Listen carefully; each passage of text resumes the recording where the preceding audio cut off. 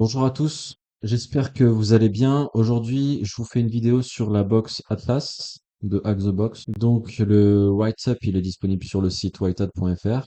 À savoir que cette box, elle est en niveau difficile. Et surtout, le plus important, c'est que c'est sur un environnement Windows. Et donc, les environnements Windows, c'est un peu plus compliqué dans le sens où, en tout cas de mon côté, c'est une syntaxe qui est différente de Linux. Donc, on va faire pop la machine.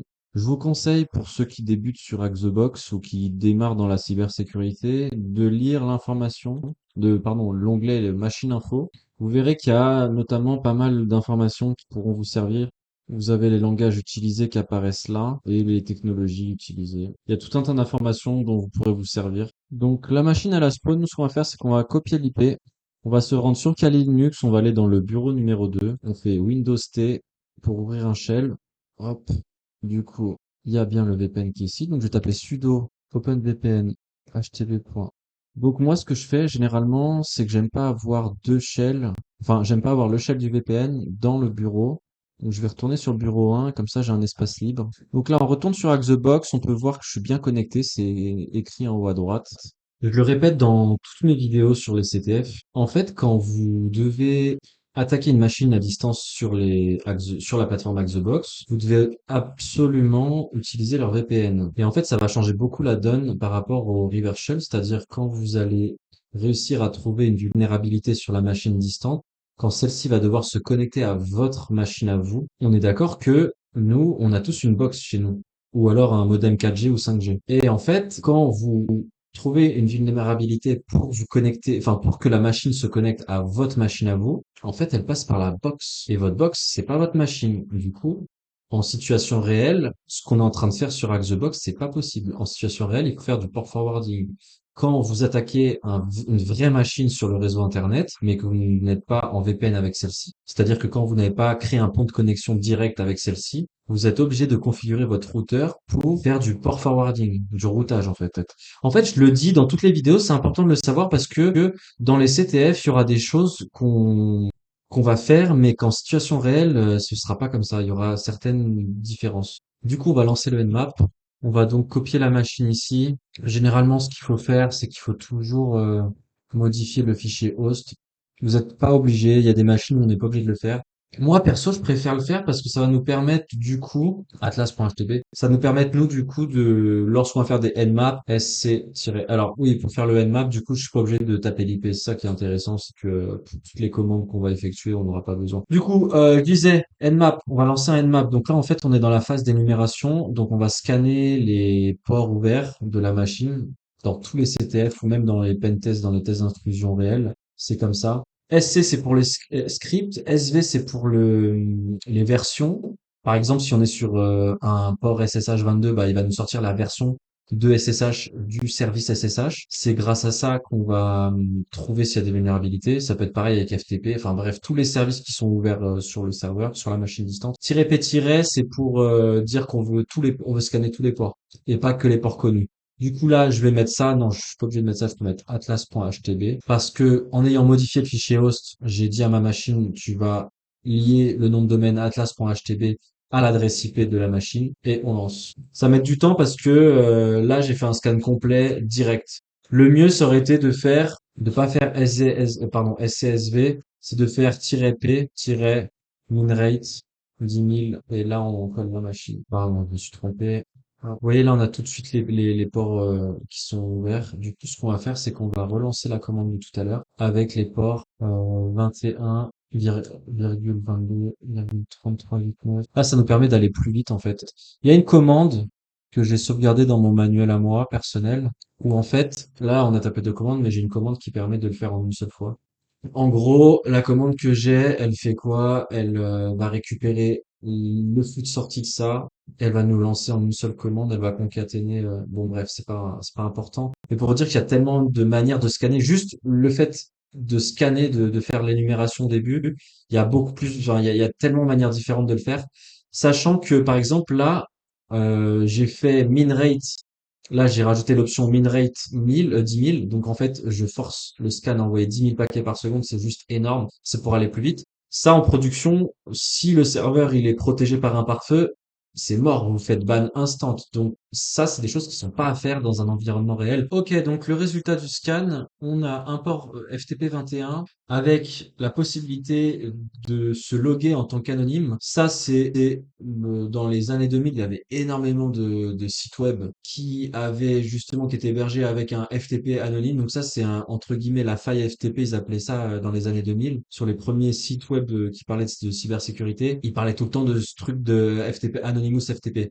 Ça, en temps réel, dans la vraie vie, c'est très rare. Je crois que ça m'est arrivé une fois ou 0 fois, je crois. Bref, donc ça, c'est un truc qu'on va exploiter directement. Ensuite, on a d'autres trucs. On a le serveur le serveur SSH, donc port 22, OpenSSH, donc c'est sur Windows. Et ensuite, on sait qu'il y a un port 3389. Ça, c'est un RDP.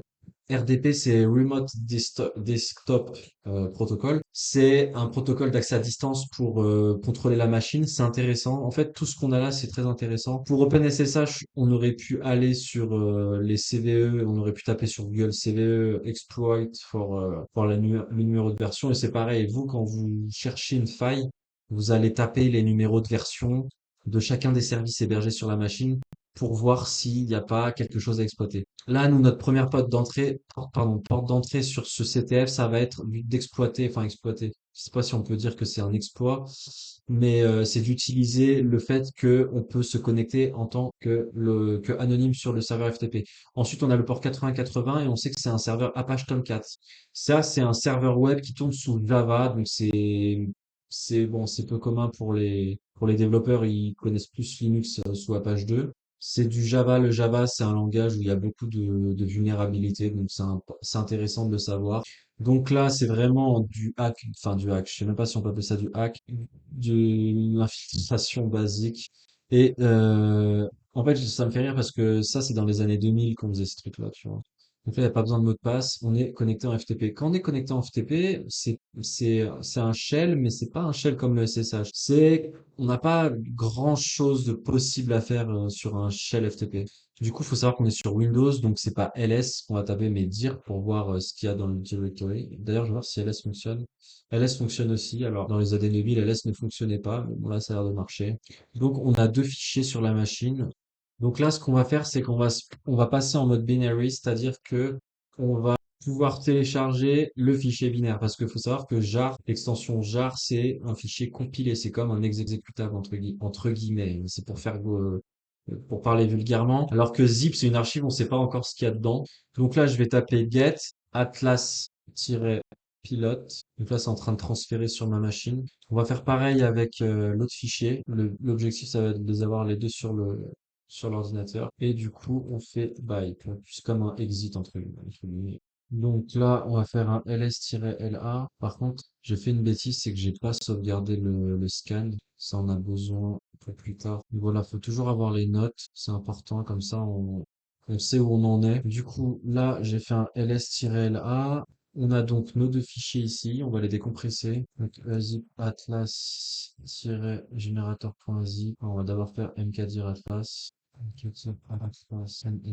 -d pour la destination et on va mettre atlas-du-bas so. Ok, maintenant je vais aller dans Atlas so et on va ls. Ok, donc là il a bien tout décompressé. Donc là en fait, on va aller directement dans l'interface graphique entre guillemets pour voir les dossiers du projet. Donc voilà, ça c'est l'archive qu'on vient de décompresser. On peut voir qu'il y a un fichier pom.xml, ça c'est super important parce que du coup dedans on sait les versions des dépendances qui sont utilisées. On va l'ouvrir avec du Vim, Mousepad, pardon. Voilà. Et en fait, il y a quelque chose qui saute aux yeux, c'est le Castor XML.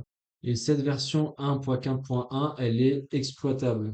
En fait, elle date de plusieurs années tout simplement. Donc là, si je vais googler Castor XML 1.4.1, et nous, ce qu'on cherche à faire, c'est de pouvoir exécuter du code parce que on va pouvoir du coup communiquer avec la machine et lui dire ce qu'on a envie qu'elle fasse. Du coup, on met ça de côté, on retourne sur Linux et là on peut voir Commons Bean Utils. Donc ça, c'est une version aussi qui est exploitable. Si je la tape sur Internet tout de suite, on peut voir qu'il y a des vulnérabilités, pardon, sur cette version-là.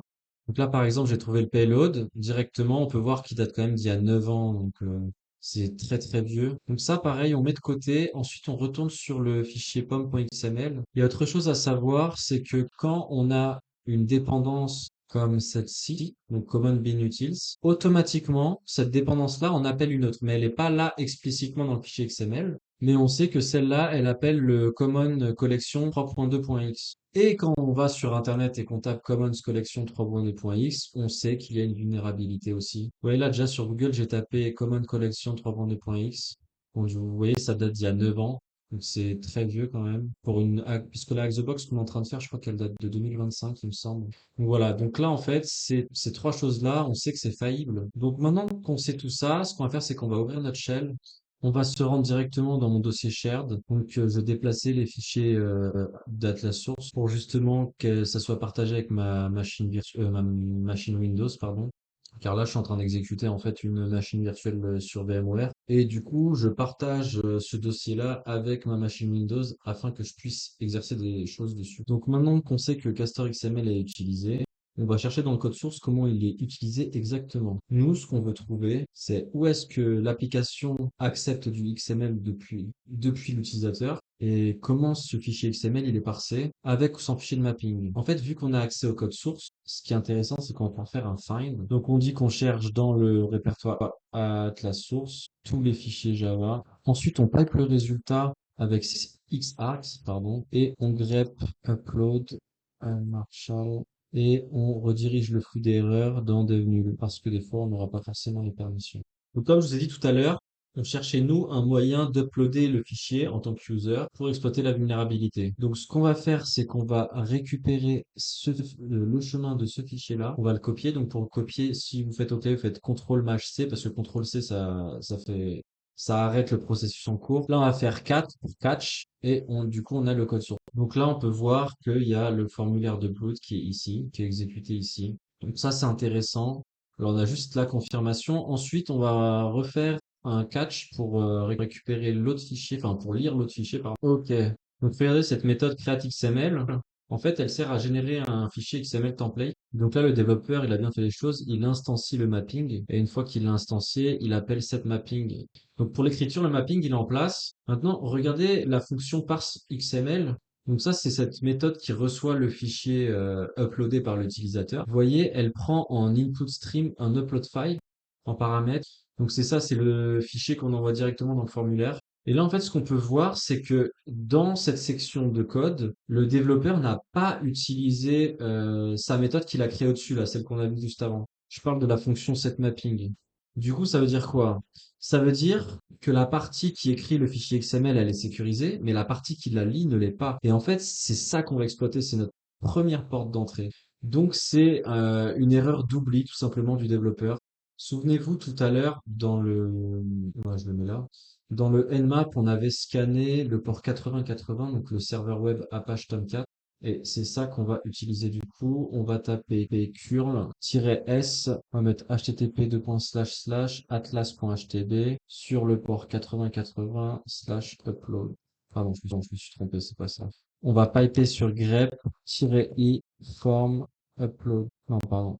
Form upload. Donc là, curl, c'est pour faire une requête HTTP et voir le contenu que nous répondra cette URL-là. Le -s, je l'ai mis pour éviter qu'il y ait le truc de chargement qui apparaisse. C'est pour avoir un truc clean. Ensuite, j'ai pipé sur grep. Grep, c'est pour, c'est pour attraper pour chercher une chaîne de caractères.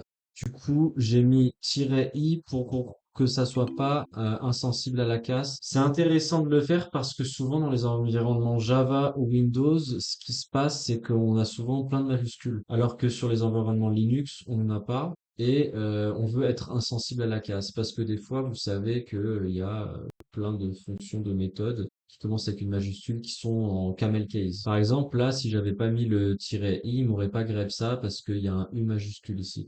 C'est des petits détails à chaque fois qui font que lors de vos CTF ou lors de vos tests d'intrusion, vous allez être performant. Donc, avant de construire l'exploit, je vais t'expliquer ce qu'on va faire. Normalement, quand on parse un fichier XML de type polymorphique, c'est-à-dire que plusieurs sous-types sont possibles, on utilise l'attribut XSI de type, enfin type, ça se dit type en anglais, dans le fichier XML pour déclarer le type réel de l'objet. En fait, dans un système sécurisé, quand on envoie des inputs, donc là, en l'occurrence, c'est le fichier XML, il y a ce qu'on appelle un fichier de mapping qui va définir la liste blanche des types autorisés. Et là, en fait, ce qu'on sait dans ce cas ici, c'est que Castor XML, il n'a pas le fichier de mapping. C'est-à-dire qu'en fait, nous, en input, on va pouvoir envoyer ce qu'on veut. Ça veut dire qu'on va pouvoir exploiter n'importe quelle classe Java. Donc, ce qu'on va faire, c'est qu'on va fabriquer un fichier XML malveillant.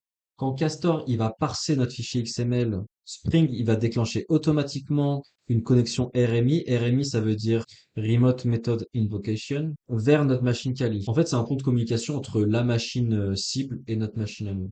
Et en fait, en hacking, on fait tout le temps ça. On crée des ponts de communication entre notre machine et la cible. Là, on le fait avec Java. Sur d'autres CTF, bah, vous avez pu le voir dans d'autres vidéos, même si vous faites des CTF, on peut le faire avec Bash, avec PHP, enfin avec tous les langages du monde, même Python.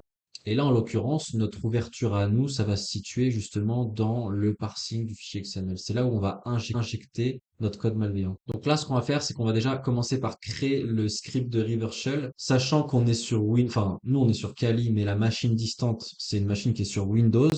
L'exploit, le payload qu'on va coder, il va être en PS1. PS1, c'est, pardon, PowerShell. En fait, de manière générale, à chaque fois que vous faites un CTF, il faut toujours s'adapter à la machine et aux technologies qui sont utilisées dessus. C'est-à-dire que le procédé, ça reste toujours le même. C'est de faire un pont de communication entre les deux machines. Et là, ce qu'on va faire, nous, c'est la machine qui va se connecter à notre machine. Des fois, c'est l'inverse. Des fois, c'est nous qui allons nous connecter à la machine distante. Mais c'est vrai que le reverse shell, c'est un procédé que j'apprécie fortement puisque par rapport aux pare-feux, il y a des machines où il y a des pare-feux qui refusent les connexions entrantes. Alors que là, c'est une connexion sortante. Et dans la réalité, c'est la même chose. Vous n'avez pas remarqué sur les pare-feux Windows, par exemple, enfin, les antivirus qui ont des pare-feux. Quand vous avez une connexion entrante, le pare-feu, il aime pas. Par contre, ça peut sortir. Vous pouvez envoyer des paquets de données. On peut exfiltrer de la data chez vous. Le pare-feu le verra moins. Il sera moins sur ses gardes. Entre guillemets, en fait, je vulgarise, mais c'est pour vous expliquer que le reverse shell, c'est vraiment ce qu'il y a de mieux à faire.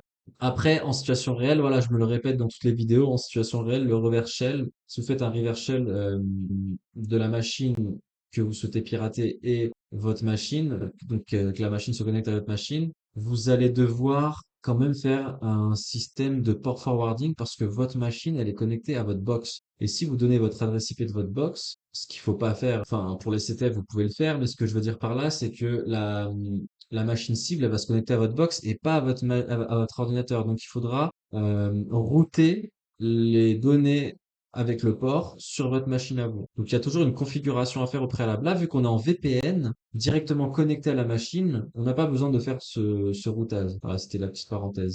Ok, du coup, j'ouvre un nouveau shell. Je vais me rendre tout de suite dans le dossier shared, là où il y a le dossier partagé entre Windows et Kali Linux. Et là, du coup, je vais coller le code du Revershell. Donc, vous voyez, donc on va le commenter. On a donc mon adresse IP de ma machine Kali Linux avec le port sur lequel la machine distante va se connecter.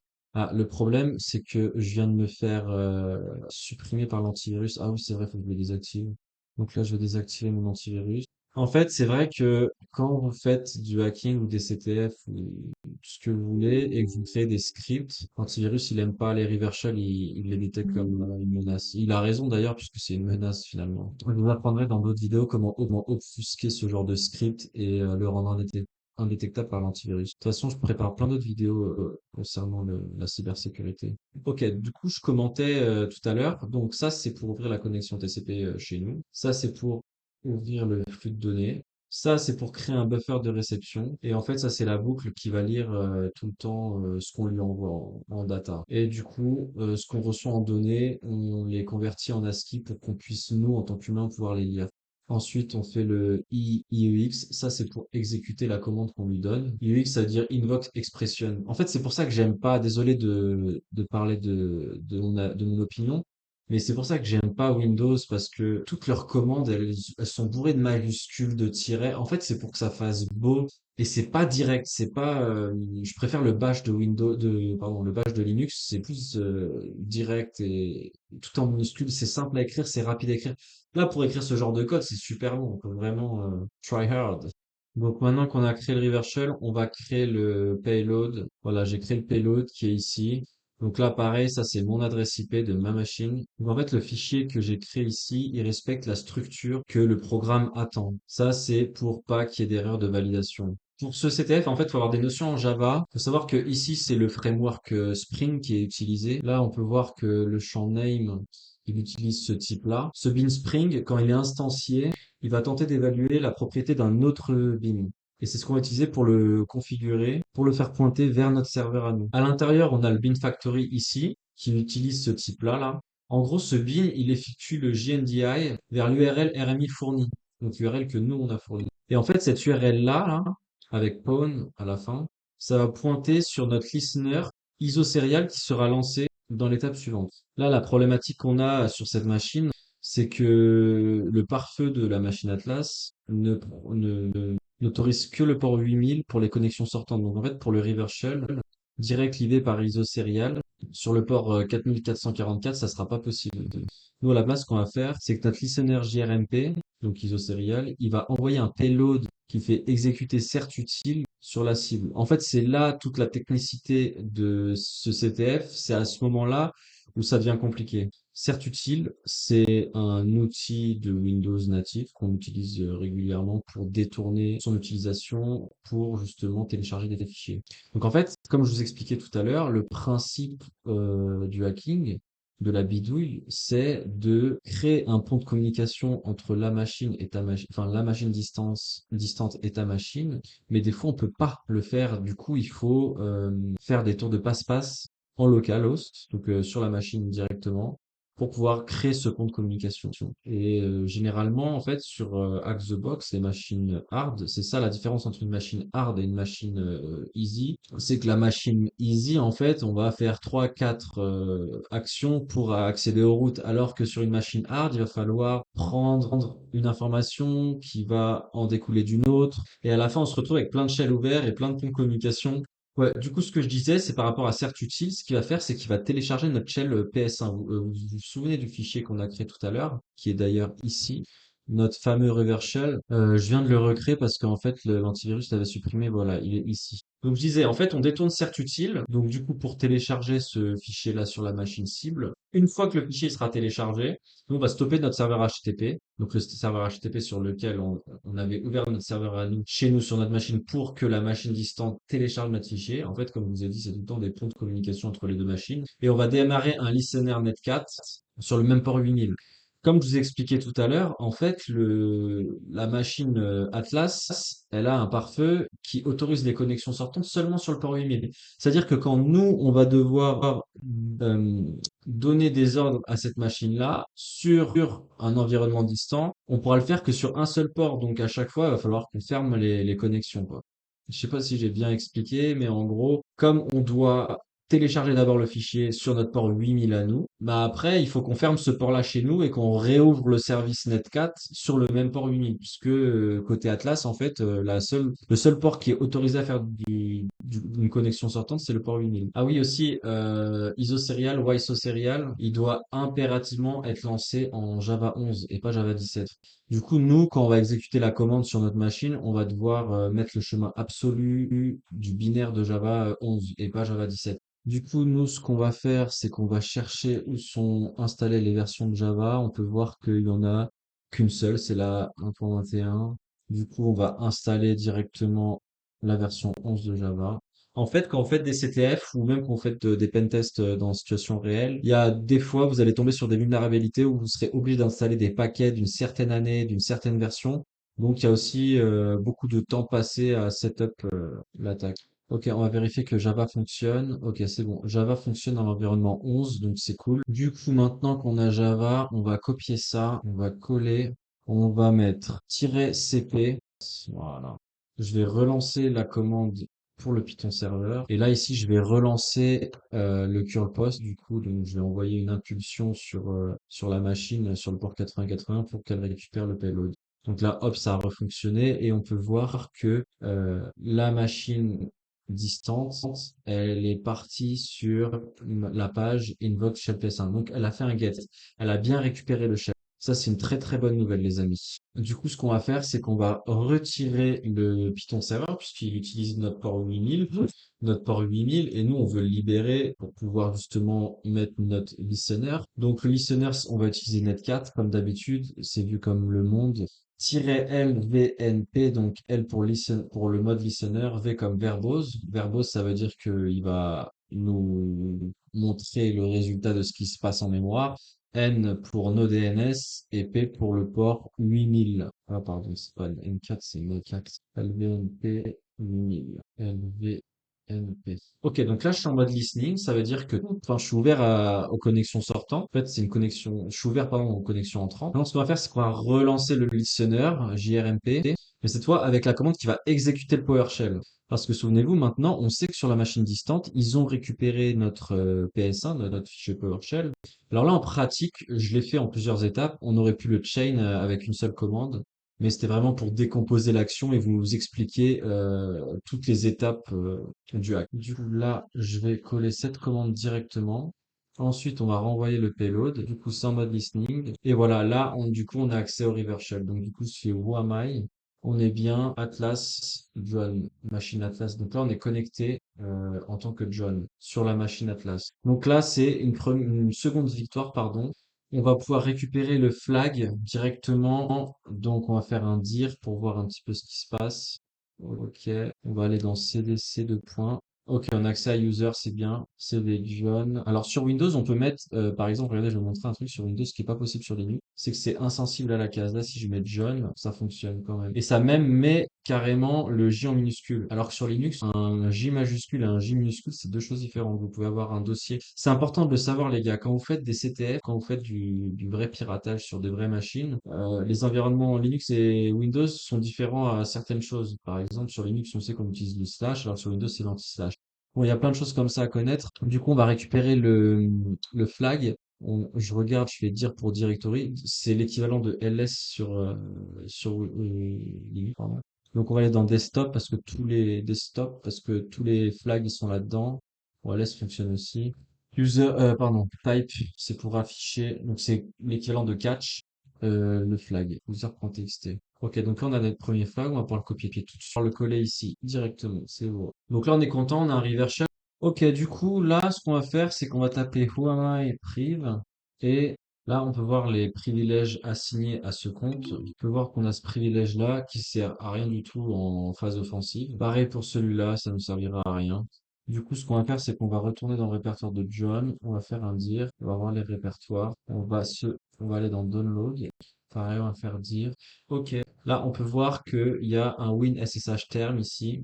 On va se rendre dans WinSSH term, dire. Donc là, il y a un répertoire config qui nous saute à l'œil directement. On va aller dedans. On va voir que dedans, il y a un fichier connexion.xml. On va faire type connexion.xml. On va type connexion avec un c'était ok. Du coup, on a tout ça en connexion. Ça, c'est une ligne d'or. Du coup, on va le copier. On va le mettre dans notre note à nous. Donc, du coup, on peut voir que le username est administrator et que le password, il est chiffré et que le hostname, c'est en local sur le port 22. Donc là, on peut reconnaître le protocole SSH tout simplement. Du coup, ce qu'on va faire, c'est que on va récupérer cette data. Les data qu'il y a sur le FTP, c'est des points en point, dire. On va commencer par récupérer le binaire. Ok, du coup, on va retourner dans le dossier config, dire, nous, ce qu'on va récupérer comme data qui nous intéresse, c'est le key. Donc, get key, c'est bon, on l'a récupéré. Là, le problème, c'est que ça n'a pas fonctionné. Du coup, j'ai fait un cert utile directement. Et là, je vais récupérer cette donnée-là que je vais copier-coller. Je vais mettre dans mon fichier de notes qu'on va s'en servir plus tard. Ici. Donc là, en fait, on peut reconnaître tout de suite que c'est un fichier en base 64. Ce qu'on va faire, c'est qu'on va le décoder. On va d'abord le foutre ici. Et pour ça, on fait cat key.base64. B64 pour base 64. Tac, tac. EOF. Ok, du coup, maintenant qu'on l'a, ce qu'on va faire, c'est qu'on va faire un cert utile des codes key.bb64 qui, le flux d'erreur, on le redirige dans dev nul et on pipe ça sur. Ok, du coup, on a nos trois fichiers, le key.base64 et l'exécutable de WinSSH term.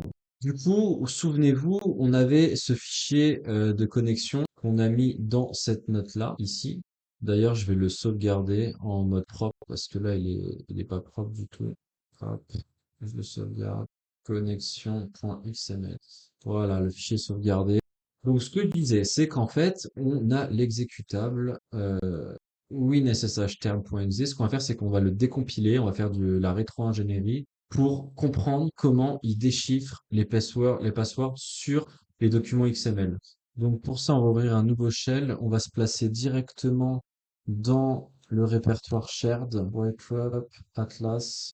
On va utiliser ispile, donc ispy, cmd, win, term-o pour output, ssh term, so. Bon, il n'est pas installé, du coup, on va faire un .NET-version pour voir si .NET est installé. Ok, .NET est installé, c'est parfait. Ok, du coup, je vous ai épargné l'installation de InSpy CMD nous, on utilise pour la décompilation. Donc, on va retaper la commande de tout à l'heure. Hop. Ok, la décompilation, elle vient de terminer. Du coup, on peut voir notre fichier décompilé ici, ce qui est intéressant. On peut se déplacer avec les flèches du clavier. On va pas l'ouvrir avec ça, on va l'ouvrir avec Mousepad. C'est plus lisible. Donc là, ce qu'il fallait regarder, euh, ça, c'est le code statique qui s'exécute au démarrage de l'application. En fait, il parcourt un tableau avec une boucle for et il applique un XOR sur chaque octet. Ça, c'est de l'obfuscation basique, pardon. Donc, le tableau résultant, il va contenir le préfixe qui entre dans le mot de passe pbkdf2. Nous, ce qu'on va faire, c'est qu'on va faire un script Python qui va récupérer le préfixe en clair en sens inverse. Donc là, ici, on voit tout. Le RFC 2898 derive bytes, c'est en gros le nom Microsoft de PBKDF2. En fait, le premier argument, c'est le mot de passe, là, P_underscore 1. En fait, c'est le master password qui est concaténé avec le tableau d'octet. Et ce tableau, c'est le suffixe. Donc en fait, tout ça, si je le convertis, ça me donne une chaîne de caractères T5, 7, I, point, etc., etc. Et en fait, le deuxième argument qui est ici, là, c'est le cell hardcodé en hexadécimal. Ça, la RFC 2898 derive bytes, ça, c'est le numéro standard d'une cryptographie, pardon, d'un standard cryptographique. Et RFC, ça veut dire Request for Comments. Et en fait, ce standard-là, il définit PBKDF2, l'algorithme, en gros, qui transforme un mot de passe humain en une clé cryptographique solide. En fait, le problème, c'est que les mots de passe, par exemple, comme password 1, 2, 3, c'est que c'est court et prévisible. Et du coup, PBKTF2, il va le transformer en 48 octets aléatoires. Donc, du coup, il y a beaucoup plus d'itérations, donc c'est beaucoup plus compliqué à brute forcer. Ça, pour faire ce genre de truc, il faut avoir un niveau très technique avancé en cryptographie, c'est surtout en reverse engineering. Le reverse engineering, c'est quelque chose qu'il faut absolument apprendre, même si dans les pentests web, on s'en sert pas ou quasiment jamais. Il est important de le savoir parce que plus on va vers la couche basse de l'informatique, plus on a accès à des choses beaucoup plus grandes et importantes. Là, en fait, si on a suivi le CTF depuis le début, on est quand même passé d'un serveur FTP avec un compte anonyme je découvre un logiciel, un client SSH exécutable sur la machine que je télécharge avec le fichier XML des identifiants qui est chiffré. Sauf que l'exécutable WinSSH term, il va lui déchiffrer le mot de passe. Et nous, ce qu'on va faire, c'est que si on sait que winSSHterm.exe sait déchiffrer le mot de passe qu'on a dans le fichier XML, ce qu'on va faire, c'est qu'on va déchiffrer le binaire winSSHterm.exe afin que nous, on puisse déchiffrer le mot de passe. En fait, c'est une chaîne d'action qui va nous permettre derrière de récupérer le mot de passe de l'admin. S'il y a des choses que vous n'avez pas compris par rapport à la décompilation et le déchiffrement, je vous invite à aller sur mon site web whitehat.fr. Tout en haut, j'ai une section qui s'appelle Write-up. Là, attendez, je vous le montre ici. Vous avez une section qui s'appelle Write-up. Vous allez dessus, vous allez sur la boîte Atlas, la box Atlas, et ensuite, s'il y a des choses que vous n'avez pas compris, je vous invite à envoyer le write-up à Claude AI, ou alors le passage que vous n'avez pas compris et de vous le faire comprendre, et de questionner l'IA pour qu'il vous explique ce qu'on a fait. Du coup, on a créé un script Python ici, qu'on a appelé crack une SSH term. On va l'ouvrir avec mon spad et je vais commenter le code. Donc, comme je vous expliquais tout à l'heure, le suffixe, il était chiffré, on l'a déchiffré.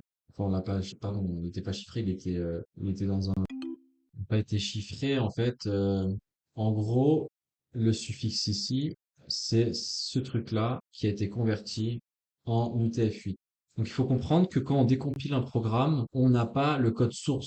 on a un potentiel code source. Je sais pas comment vous expliquer, mais en gros, c'est des instructions qui sont pas écrites dans un langage entre guillemets humain. Et c'est ce qui s'est passé ici. Donc nous, on sait d'expérience que ça se transforme en UTF-8. Donc ça, c'est des octets, hein. Ça aurait pu être du binaire avec des 0 et des 1, par exemple. On aurait vu ça, ben on l'aurait converti. Du coup, on sait que ça, c'est le suffixe. On l'a mis ici dans notre script Python. Pareil pour le salt et l'itération. Ça, on l'avait vu du coup ici, d'accord? Donc ensuite, on va expliquer cette ligne-là. Comme on sait que AES, il chiffre par bloc de 16 octets, si les données, elles font pas un multiple de 16, ben, on va devoir ajouter du padding. En gros, le padding, c'est du rembourrage. Par exemple, si vous avez une chaîne qui fait 14 octets, il va falloir rajouter 2 octets de rembourrage. Parce que c'est le chiffrement AES qui veut que ce soit comme ça, tout simplement. En fait, le standard PKCS7, il utilise comme valeur de padding le nombre d'octets ajoutés. En gros, si on met, par exemple, si on ajoute 5 octets, eh ben, on va devoir mettre la valeur 5 fois. Et en gros, cette fonction, elle fait l'inverse, elle retire ce padding après le déchiffrement. Ensuite, on a derive key EV. Ça, c'est le cœur cryptographique. Rappelez-vous, tout à l'heure, on a vu que PBKDF2, il prend un mot de passe, un cell et un nombre d'itération. Et derrière, il va produire un nombre d'octets déterministes. Donc, on lui demande 48 octets. Les 32 premiers seront la clé AES. Et en fait, les derniers octets, donc les 16 suivants, seront le vecteur d'initialisation IV. Et en gros, ces deux valeurs, elles permettent ensemble de déchiffrer un message AES-CBC. Du coup, là, on a la fonction AES decrypt. Donc ça, c'est un simple wrapper autour du déchiffrement AES. En fait, on va créer un objet AES en mode CBC avec la clé et l'IV. On déchiffre, on retire le padding, tout simplement. Si vous comprenez pas ce que je dis par rapport au système de cryptographie, il va falloir que vous ayez Claude avec vous et que vous lui demandiez de déchiffrer ce script parce que à première vue, c'est compliqué de comprendre quand on n'a jamais fait de cryptographie. Après, la cryptographie, ça s'apprend. Il y a des cours de crypto qu'il faut comprendre. Quand je dis crypto, c'est cryptographie, hein, c'est pas crypto-monnaie. Du coup, cette fonction open_key_file, elle fait les deux premières couches d'un coup. Elle lit le fichier key, elle saute le premier octet qui est juste un numéro de version, et ensuite elle déchiffre le reste avec PPBKDF2 et AES. Souvenez-vous, le mot de passe PBKDF2, c'est le préfixe plus le master password plus le suffixe. Du coup, à la fin, on va retirer le suffixe. En fait, cette fonction, elle va nous permettre de vérifier qu'on a bien le bon master password pour ensuite, à la fin, déchiffrer le vrai mot de passe, le mot de passe qu'il y a dans le fichier XML. Du coup, on a ouvert un nouveau terminal. On va se rendre dans les write-up et dans le répertoire d'Atlas et on va lancer la commande 3. Non, c'est pas ça. Pour lancer le brute force. Donc là, ça risque de prendre un peu de temps. Je vais faire pause. Ok, donc c'est bon. Après plusieurs minutes, on a enfin trouvé le mot de passe administrateur qui est ici. Du coup, ce qu'on va faire, c'est qu'on va se connecter en SSH sur la machine distante. Administrator@atlas.htb, le mot de passe. Et c'est bon, on est connecté. On va aller dans desktop, dire, et on va récupérer le fichier root.txt. On se rend sur Axebox et on colle le flag ici. Ok, du coup, j'espère que vous avez aimé la vidéo. C'était assez compliqué au niveau de la cryptographie.